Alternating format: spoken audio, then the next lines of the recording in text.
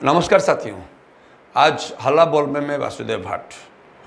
आज एक ऐसा विषय में हम लोग चर्चा करेंगे जो अभी देश में सबके दिल में है कि सनातन धर्म को लेके जो उदयनाथ स्टालिन हो कि ए राजा हो, जो भी बयान दे रहे हैं उसके बारे में हम लोग आज चर्चा करेंगे।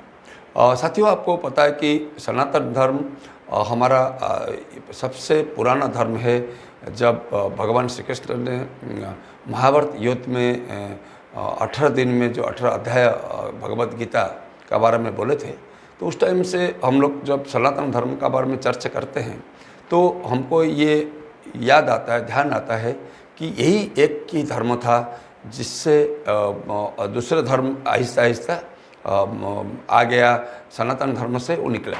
तो कोई भी धर्म, अब हम लोग भगवत गीता में हिंदू धर्म में ये हमको कहा गया है कि कोई भी धर्म हो, हम किसी का धर्म के बारे में बोलना हमारा अधिकार नहीं है।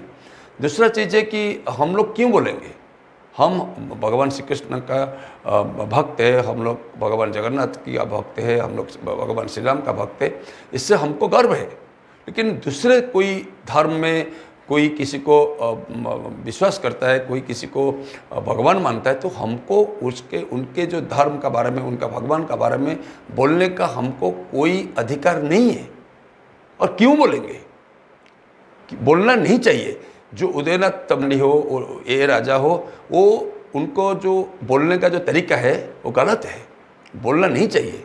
ऐसे क्यों बोल सकते हैं? हमारे सनातन धर्म को ऐसे गाली कैसे दे सकते हो तुम लोग तो नेतागिरी करते हो। तुम भारत में हो, भारत का लोगों का 142 करोड़ 57 लाख लोगों का सेंटिमेंट है, आप ऐसे नहीं बोल सकते। आप हो सकता है कि तमिलनाडु में आपका माताजी भी मंदिर जाती है, तो ऐसा कैसे हो सकता है कि आप अपने आप आके बोल दोगे कि नहीं सनातन धर्म कोई बोलता है डेंगू जैसा है, कोई जैसा कोई बीमारी जैसा है। क्या ऐसा नोटिंग कर रहे हो? ऐसा करना ठीक नहीं है। और हम आपका जो धर्म है उसके ऊपर हम गाली देंगे तो आपको कैसे लगेगा? ना हमारा कोई अधिकार है। हम हिंदू, मुसलमान, सिख, ईसाई, हम सब भाई भाई, ये तो महात्मा गांधी ने बोले थे। तो आपने सारा विश्व देखा है कि कैसे महात्मा गांधी का समाधि पे जाके वो लोग अपना सर झुका के वो प्रेयर किए और महात्मा गांधी को याद किए। और महात्मा गांधी तो विश्व का नेता है। आप वही भारत में रहते हो जहाँ महात्मा गांधी जैसे लोग यहाँ पर हमारा भारत का पिताजी थे, और भारत का जो राष्ट्रीय पिता बोलते हैं महात्मा गांधी को, और उसको सारा विश्व मानता है। दूसरा, यहीं पर ही भगवान श्री कृष्ण का जन्म हुआ, यहीं पर भगवान श्री राम का जन्म हुआ, यहीं पर भगवान जगन्नाथ भी है। जगन्नाथ संस्कृति में और भगवान श्री राम का संस्कृति में और श्री कृष्ण का संस्कृति में तो ऐसा नहीं था। सबको प्यार करना चाहिए, कोई भी हो, चाहे वो सिख हो, ईसाई हो, मोहम्मदियन हो।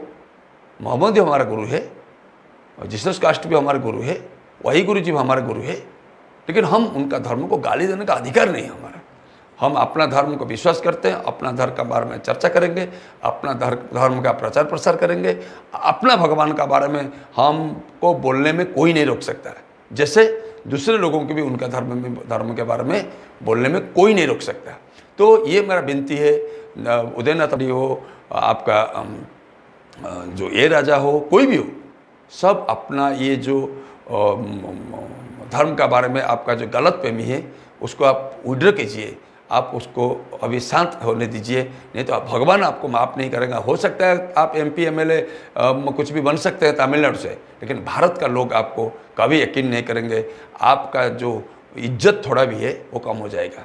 मेरा ये विनती है सब लोग, और दूसरे भी हमारा जो BJP का जो साथी लोग हैं कि दूसरे पार्टी का जो साथी लोग हैं, उसमें वो लोग घुसना नहीं चाहिए। क्योंकि भगवान श्री कृष्ण का बारे में कौन बोल के ऐसे नीचा दिखा सकता है? भगवान राम का बारे में कौन बोल सकता है? वो जगन्नाथ का बारे में कौन बोल सकते हैं? एक दो लोग, कोई छोटे लोग बोल दिए तो उनको जाने दीजिए।